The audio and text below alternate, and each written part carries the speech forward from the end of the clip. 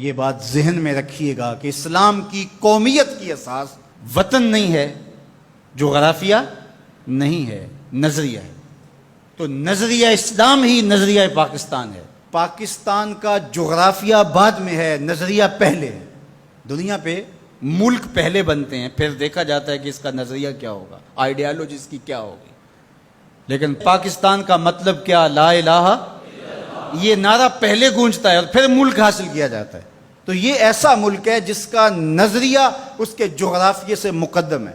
دنیا کے اوپر ایک اور ملک بھی ہے جس کا نظریہ اس کے جغرافیے سے مقدم ہے، بلکہ اس کا جغرافیہ ابھی تک متعین نہیں ہے، وہ اسرائیل ہے۔ وہ یہودی نظریے پہ قائم ہوا ہے، اس کا نظریہ پہلے تھا اور جغرافیہ اس کا ابھی تک مکمل نہیں ہے، اس کی کوئی سرحدات متعین اور طے شدہ نہیں ہے، ہر سال پھیلتی ہیں۔ چونکہ ان کا نظریہ غالب ہے اور وہ نظریہ یہود کے اوپر اس ملک کو حاصل کرتے ہیں، اس ٹکڑے کو حاصل کرتے ہیں، پھر اس کے بعد اس کا جغرافیہ پھیلنا شروع ہوتا ہے۔ آج بہت شور ہے کہ عربوں نے تسلیم کر لیا اسرائیل کو، اور بعض دانشور ہمیں بھی یہ مشورہ دیتے ہیں کہ پاکستان کو بھی یوں کر لینا چاہیے۔ جب عربوں نے کر لیا، ان کی ہمسائیگی ہے، ان کا مسئلہ ہے، ہم کیوں نہ کریں؟ تو یہ بات ذہن میں رکھیے گا کہ یہ عرب ریاستیں جو بنی ہیں، یہ نظریے کی بنیاد پہ نہیں بنی، یہ لسانی بنیادوں پہ کھڑی ہوئی ہیں۔ جب سلطنت عثمانیہ کو توڑا گیا تو اس وقت یہ بت تراشا گیا اور عربوں کو کہا گیا کہ یہ اجمی ہیں ترک اور تمہارے اوپر حکومت کرتے ہیں اور تم عربی نسل ہو۔ وہ لارنس آف عربیہ 4000 جاسوس لے کر کے بظاہر آثار قدیمہ کی کھدائی کے لیے آیا تھا، لیکن اس کا مقصد تو کچھ اور تھا، اور کس طرح ان کے اندر عصبیت ابھاری، یہ مکر تھا تاکہ مسلمانوں کو ٹکڑیوں میں بانٹ دیا جائے۔ اقبال نے اس کو بت کہا ہے۔ یہ بت کہ تراشیدہ تہذیب نوی ہے، نئی تہذیب کا تراشا ہوا یہ بت ہے۔ یہ بت کہ تراشیدہ تہذیب نوی ہے، غارت گرے کاشانہ دین نبوی ہے۔ بازو تیرا توحید کی قوت سے قوی ہے، اسلام تیرا دیس ہے، تو مصطفی ہے۔ نہ عربی، نہ عجمی، نہ گورا، نہ کالا، تیری پہچان یہ ہے کہ تو مصطفی ہے۔ تو یہ وہ شناخت تھی جو امت کی وحدت کی ضمانت بنتی ہے۔ تو آج اگر کسی ایک ملک نے تسلیم کر لیا ہے اور کل دوسرا ملک تسلیم کر لے گا، لیکن میں آپ کو ایک بات بتاؤں اور وہ غور سے سن لو، وہ یہ کہ ساری دنیا بھی اسرائیل کو تسلیم کر لے، پاکستان تسلیم نہیں کرے۔ وہ کیوں؟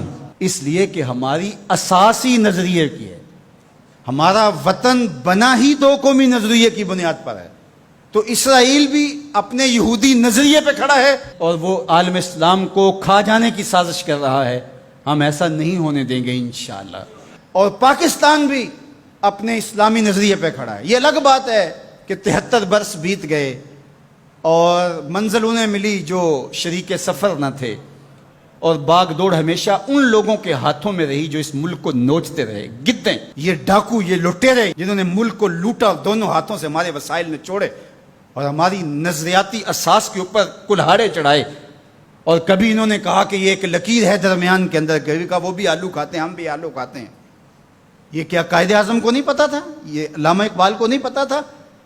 جن لوگوں نے قربانیاں دیں، جن ماؤں کی چھاتیاں کاٹ دی گئیں، عزتیں بچانے کے لیے کنویں میں چھلانگیں لگائیں، یہ کتنی دردناک کہانیاں ہیں۔ ماں کی گود سے بچہ چھینا جاتا ہے اور یوں ہوا میں اچھالا جاتا ہے اور پھر کرپان سے اس کے ٹکڑے کیے جاتے ہیں اور پٹک کے زمین پہ مارا جاتا ہے اور اس کے اعضاء بکھر جاتے ہیں، لیکن ماں رونے کی بجائے کہتی ہے پاکستان کا مطلب کیا؟ لا الہ الا اللہ۔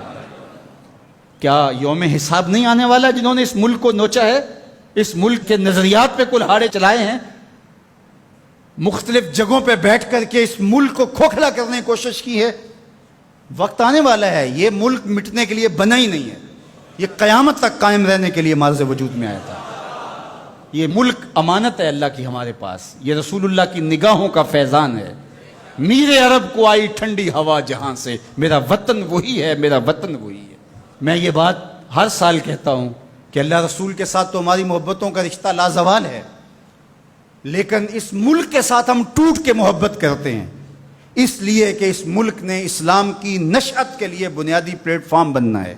پاکستان سرخرو اور بامراد ہوگا، اللہ ایسے رجال یہاں سے پیدا کرے گا۔ بس آپ اپنے حصے کا کام کریں، جو آپ کی ذمہ داری ہے اس کو نبھائیں۔ جمعۃ المبارک میں حدیث پاک میں ہے کہ ایک ایسی گھڑی ہوتی ہے جس میں ہر دعا قبول ہوتی ہے۔